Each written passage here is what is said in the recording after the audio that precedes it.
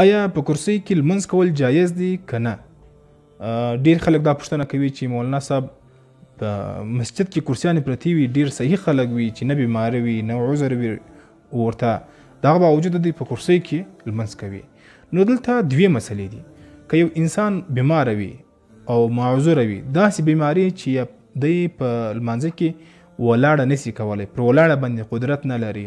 او پر قیام باندې قدرت نه لري، یا خو پر ولاړه قدرت لري لیکن په ناسته باندې سجده نسی کولی، نو په داسې حالت کې د عذر او د بیماری په وجه باندې په کرسۍ کې لمونځ کول جایز دي. که چیرې یو انسان دا وایي که چیرې زه سجده وکم یا رکوع وکم نو به زما بیماری چې د هغه نور هم زیاتېږي، ډاکټران هم د هغه ورته ویلي چې سجده به په ناستې باندې نه کوي، نو دته په کار دا دی چې دی په کرسۍ کې لمونځ وکړي. که چیرې دی په کرسۍ کې لمونځ وکړي دا جایز دی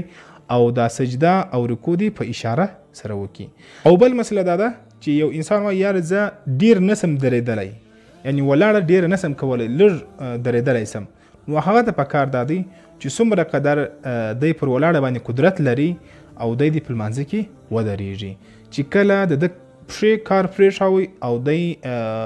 دته عذر پېښ سلو او دی نور طاقت نه درلوده چې